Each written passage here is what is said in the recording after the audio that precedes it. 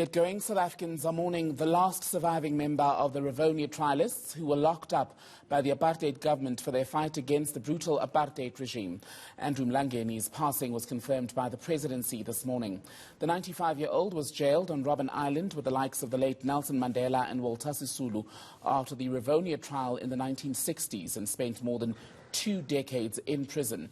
His ANC comrades and friends have praised his humility and his ability to lead by example. ENCA reporter Kailihle Kumalo is tracking the story for us live in Dube, Soweto this afternoon. And Kailihle, no shortage of messages of support and condolences for the Mlangeni family this afternoon.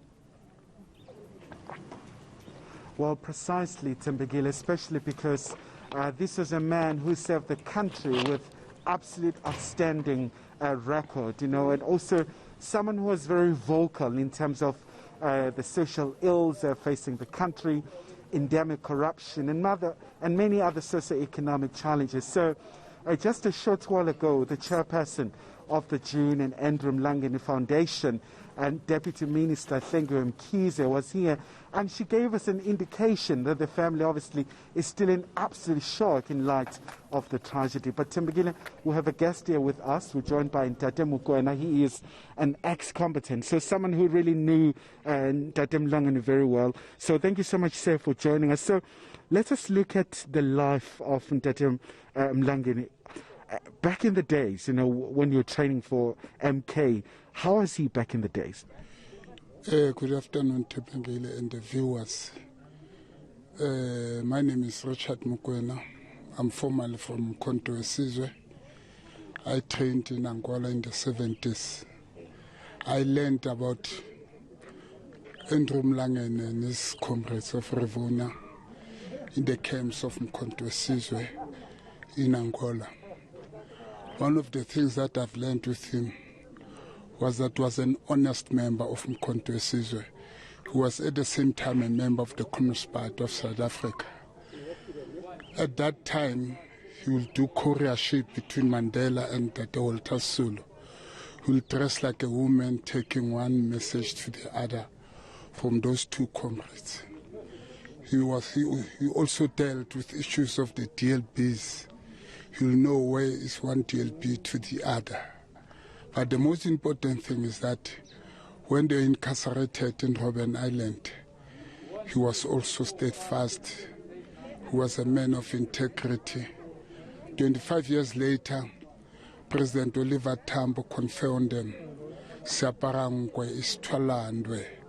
And even after he served Parliament, and when he was in Parliament, he was anti-corruption. He was talking against those leaders who were betraying, who were stealing against our people.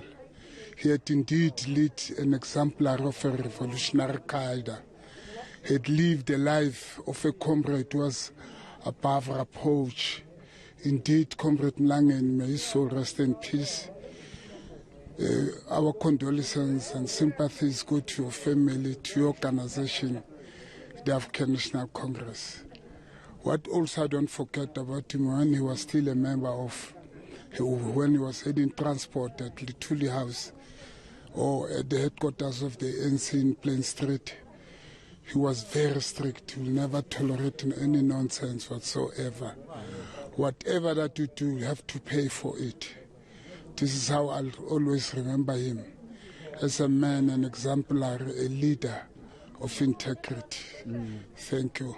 Okay, but what can South Africans learn from this man, especially because now we face quite a lot of challenges, and COVID-19 is also just another problem that we will have in terms of recovery. But in terms of his values, what can we draw from his wisdom? We can draw first and foremost discipline, because with discipline you can go very far. It can build your dignity, it can build your character. It can build the whole society, the whole community, by being disciplined, by being honest to the peoples of South Africa.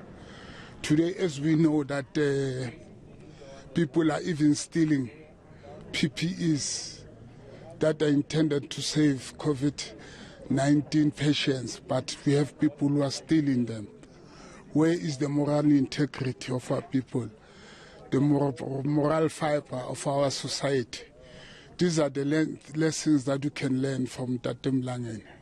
And just before I let you go, sir, when did you last have a chat with him? Any just fondest memories that you shared with him? The last time I was with Tate Mlangeni, we were at Richard Maponya's funeral. At that time, it was not that he was frail, but you can see the days are really gone. But one of the important things that we spoke about at that funeral was we must not let the ANC get out of our hand. We must strengthen the branches of the African National Congress. We must strengthen the cadres of the movement so that we don't let the movement go die under corrupt leaders. All right, Tate, thank you so much indeed to you, and condolences to you and other contemporaries of the late Tate Mlangeni. So really sharing fondest memories and also reiterating that obviously this was a man who did very well in terms of his character and in terms of serving his movement as well.